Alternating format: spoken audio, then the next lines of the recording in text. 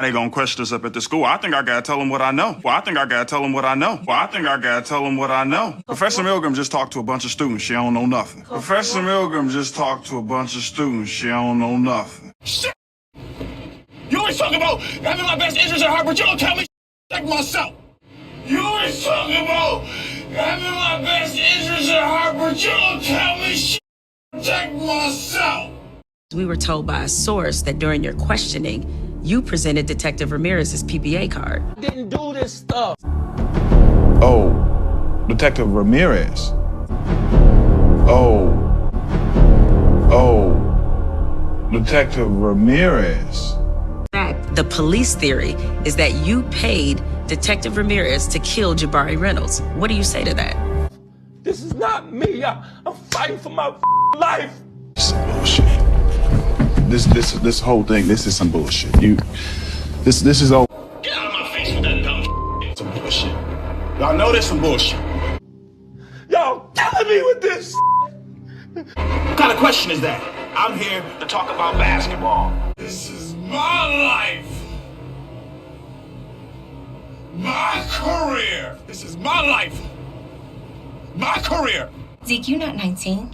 You're 23. I broke NCAA regulations. The league's gonna think I lied about my age. That's gonna draft. I didn't lie. You did. You lied. You lied. Wait a second. Monet would do anything for you. You can trust me on that. Mrs. Tejada, I am sorry to inform you that your son, Ezekiel Cross, is dead.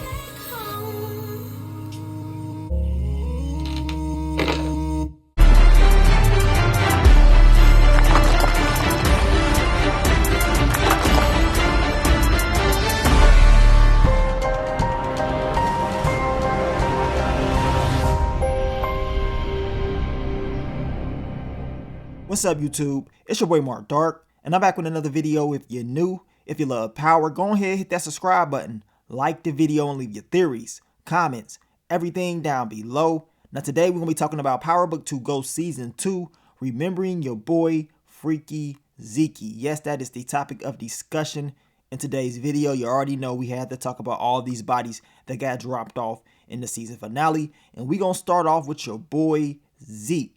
Now make sure you check out my last few videos. I put up the video between me and Lamont Tyson that we did on his channel yesterday. In the live stream, we talked about Power Book 2 Ghost, and we also talked about Power Book 4 Force and other things as well. So check that video out if you did not get to see it, as well as the Cordy Kemp live stream video that she did last night. She had Gianni on there. He talked about his character Brayden, and he talked about other things as well. So check that video out. Continue to keep yourself updated on all the latest Power Universe content. And you already know I will continue to give you guys these videos. But today we are remembering your boy Zeke. And man, like I told you guys, this dude each and every week has always had us cracking up for the last 2 years. And now his time has come. And to be honest with you guys, I always thought Zeke's character was going to die ever since season 1. Because we already knew he was not going to get that happy ending dealing with his mom, of course, Monet, and the lifestyle that she was living. So let's just go back and talk about what we saw from Zeke in this last episode.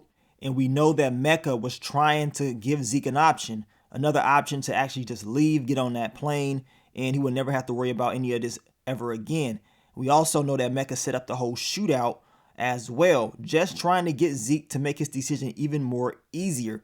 But we know Mecca, he's just doing these things to get Zeke and Monet on his side so he can take care of them.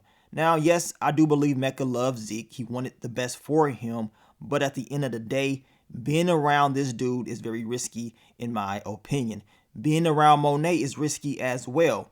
In this game is very dangerous. In the lifestyle that Mecca was living, snitching on all these people, all he was going to do was put his family at risk, regardless of what he was talking about. In my opinion. Now, Zeke really believed that Monet had something to do with Professor Milgram. He wanted to get that clearance from Mecca, but we know Mecca backed up Monet by telling Zeke that she was there. But Zeke did not believe it at all. Zeke is like, man, I know she has something to do with this. This does not feel right. So Zeke popped up at Detective Whitman's office, and it was very, very weird, right? He pops up and Detective Whitman is like, so why are you here?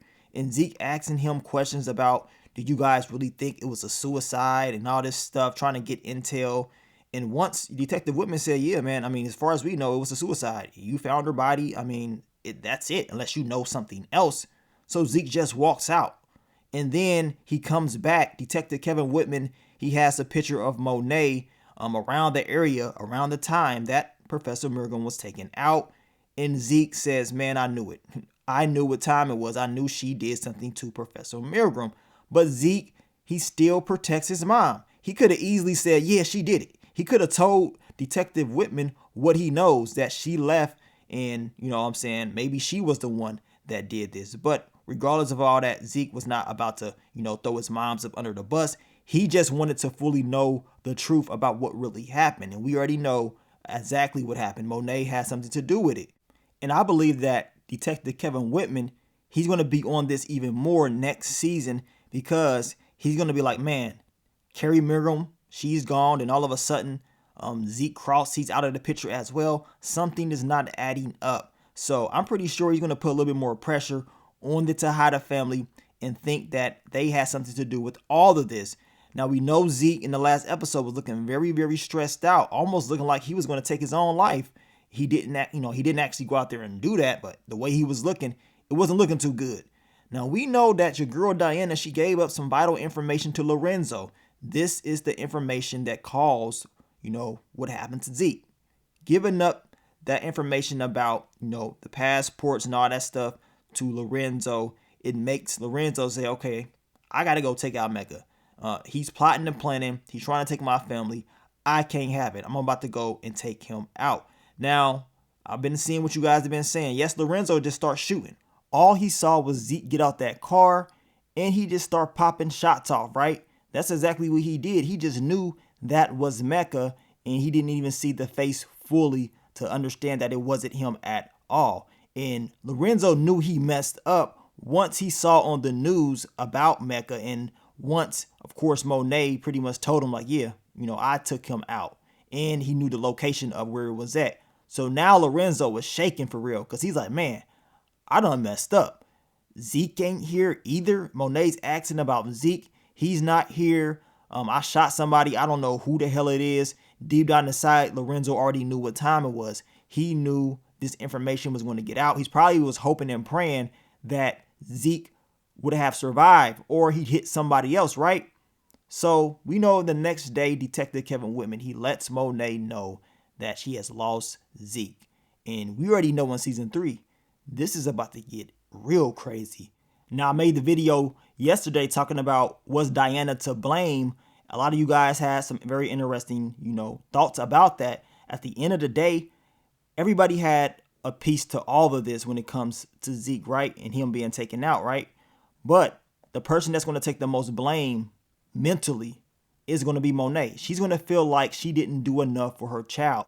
And all Monet ever wanted to do was protect Zeke at all costs. She never wanted him a part of this game at all. Him being close to it is what caused him to die. I mean, that's just straight up facts. We know they say sins of the father. Well, in this case, you can say it's sins of the mother. Monet kept this secret. She did what she did. And these are the consequences of those actions. You know what I'm saying? Being around this lifestyle, being around this game, what do you think is going to happen? She tried to protect Zeke.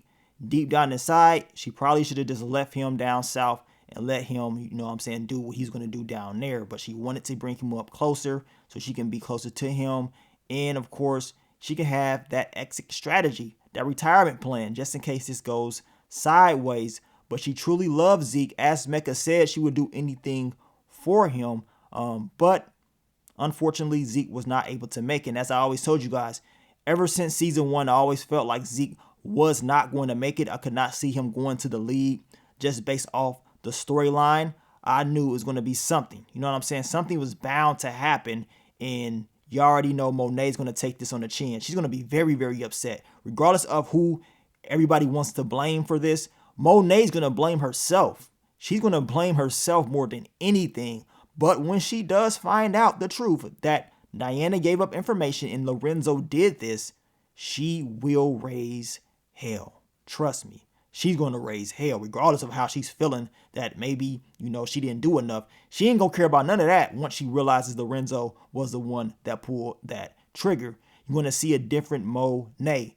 A Monet that's lost a child. You know what I'm saying? And that's her whole thing. Monet is a mama bear. She wants to protect the family at all costs. But losing a child, that's going to change her completely. I can't wait to see the character development from Monet next season. And, I can't wait to see how everybody's going to react to Zeke not being here anymore. And also, we know that your boy Tariq, he was tutoring, Zeke. That was a part of his game plan to stay in school. Now, Courtney Kemp has said in season 3, they will address that as far as Tariq not being able to, look over Zeke as far as his academics and how that's actually going to affect him next season. So we're going to see about that. I know a lot of you guys have been asking about that, about how if Zeke leaves, Tariq is pretty much done for with school. So we're going to see. At least that's what Courtney Kemp told us in one of the live streams. So only time's going to tell the true outcome of that. But Zeke, Freaky Zeke was what they call him, clapping Professor Milgram's cheeks, had us cracking up each and every week. The dude was funny. Different memes. At the end of the day, man, it's all love. It's nothing personal to Daniel Bellamy, man. This dude is very, very talented. Had us cracking up. And we're going to miss him. I don't care what nobody say. Everybody's going to miss Zeke. This dude was not even the main character of the show. But for some reason, he was the most talked about character in my opinion. Whether we was laughing at him or just talking about him, he was talked about so much. And now we're not going to have him anymore. And I want to know what they're going to do for season 3. Who's going to be the next character that we can laugh at each and every week? I don't know who it's going to be, but I doubt they're going to be as funny as your boy, Freaky Zeke. You will be missed, man. But at least you're up in heaven and you can clap Professor Milgram's cheeks one final time. But today, we are remembering your boy, Zeke. And we got some more characters to go, man. We had a lot of bodies dropping in this last episode, so we're going to discuss them later on in this week. So I want you guys to be ready for those as well. But thank you guys for all the love, all the support, and I will catch y'all very, very soon. But let me get up on out of here, man. It's your boy Mark Dark. I'm out. Peace.